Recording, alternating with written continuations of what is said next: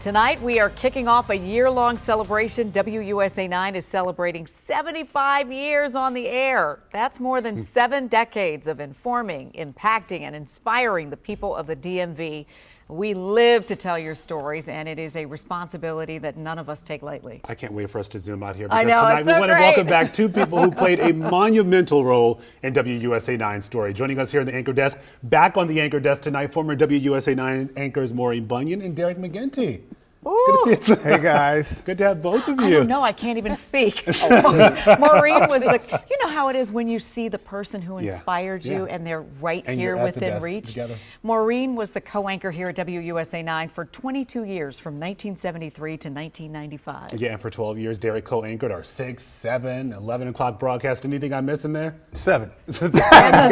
From 2003 to 2015. Those were good years, D. We had a It great was. We time did have working a together. ball. So, Derek, the anchor desk literally and figuratively was like your command center. Yeah. What was it like for you sitting here on the desk when you weren't cracking jokes and writing fabulous stories? Well, that's very nice of you to say, Leslie. I had a great time, and it was fascinating to watch the stories sort of unfold under our fingertips, so to speak, right? We'd be in the middle of a big story or a snowstorm or anything that was going on, and we were sort of in charge of what people found out about it right away. I found it to be a real thrill. Yeah. And Maureen, I don't even know how you narrowed this list down. You interviewed so many people during your time here at WUSA9. What were some of your favorites and why? Well, you know, I was remarking today that this year is the 50th anniversary, sorry, of the passage of the Home Rule legislation, giving the district, somewhat home rule.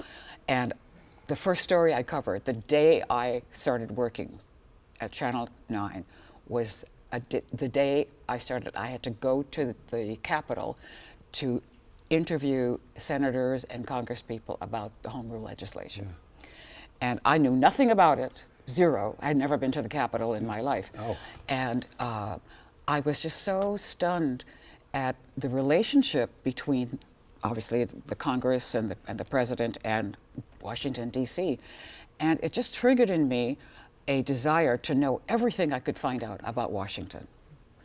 And so what I did was, to do this, I would call people up, cold, didn't matter who they were. If I was in a cab with a cab driver, I'd say, hey, would you like to stop and get a cup of coffee? I want to find out about who you are and what you do. Wow. So, and obviously I didn't have any fear of walking up to people and saying, hey, come and have a coffee. And I learned so much about the city and its culture, and I really fell in love with it. And of course, things have changed tremendously, but there is still in Washington this spirit of service. People are here to serve the public. And that's the thing that I love about this area. And I think it's the reason I was able to stay. I have been able to stay so long. And that's the reason also I'm so fascinated with all the news that we have done and all the news that's going to happen. You knew so much about hometown Washington, about official Washington. You traveled internationally, you did documentaries. I'm particularly remembering one that your team did on Japan, and I wonder if you can tell us a bit more about that. Well, I was, one of the things that I realized, and I think all of us have gone through this phase in our careers, you want to do something, some project or some story that people are going to say, oh, I didn't know she knew about X, Y, and Z. And so I chose as my subject the trade imbalance between the U.S. and Japan. Wow, okay. And in the 70s and 80s, the trade imbalance had gotten to a very big then, I think it was $30 billion. And so I arranged and got, negotiated to get a crew to go to Japan. And we went and we stayed, I think it was a week and a half or 2 weeks. And we had an incredible time. And we got to interview the Prime Minister at that time. We also interviewed the founder of Sony. And as a little gift, he gave me a Walkman. Do you still have it? No. When I brought it back here, I said, what am I going to do with this thing? I don't even know how it works. And I gave it to the child of one of my friends.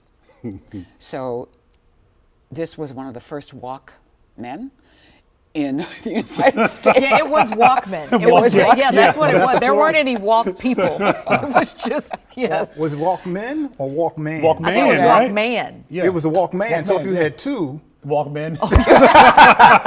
We just had the one the there, right? Walkmans, were they Walkmans or Walkmen? That's and I think I did a good job with the story. Also, it was a half-hour special. We got a good review in the Washington Post, and I felt good about it. One of my also slogans was, in doing those types of stories, knowing how knowledgeable people are in Washington about international issues, national, etc. I said, I want to do a story, and I want everything to be so exact and so perfect that even the experts in the field can't call me and say, hey, you missed that, you know, or that was not right. And The facts matter. yeah. Yeah. And nobody called to complain, so I thought, You did, that, you, right, that exactly. worked. And really quickly, for both of you, listening to your stories, how has journalism changed? I think the good news is you've had to get better, right? It's so competitive. You're all looking for eyeballs. Everybody wants eyeballs. There's no way around that. And you've had to get better. So when I turn on Channel 9, you're doing things that we didn't even think about doing, you know, when I left here in 2015, because you've had to get better and you've had to compete. So I think that's the good news. The bad news, of course, is that the financial realities of the business have changed drastically, and the newspapers we used to count on so much in the broadcast business, they are suffering and sometimes going away, and I think it makes it a lot more difficult. So it's kind of a good news and bad news kind of thing, I think. Well, what do you think? I think, first of all, I agree completely with what Derek has said. Broadcast news has become a commodity, just like so many other products. And so much of it is run and marketed as a product, not a service, because I always thought of television news as a service to the community. And so that's very disturbing, and I don't see it changing very quickly. And I also think that because of the demise of local newspapers, the local TV stations have even more problems because they have to cover more stories. And it's hard for younger people, I think, who have just entered the business, because many of the things that we sort of covered as, you know, well, it's a beginning and we're going to keep going and we'll get better at this and become better journalists. Some of them get stuck in places where they don't have the chance to grow and expand their own horizons. And many of those people, some of them, just decide to quit because it's not the business that they thought it was going to be.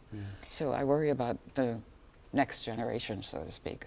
Well, you two are not just survivors of the industry, but you're thrivers, Yeah. and there's so much more to talk to you about, and we're so glad you're here. Such an to the honor. 6 Our o'clock pleasure. too. Well, let me tell you, Congratulations as to- a native Washingtonian, you know, sitting at this desk was an honor beyond belief. Max Robinson sat at this desk, right? So I'm just so grateful for the opportunity to have worked here. Yeah, yeah. All right, we're going to keep this conversation going. We Don't sure go anywhere are. just yet. You can't leave us. You can't leave us. That's right. We're going to have more with our two legends and dear friends with us coming up on the news at 6. All right.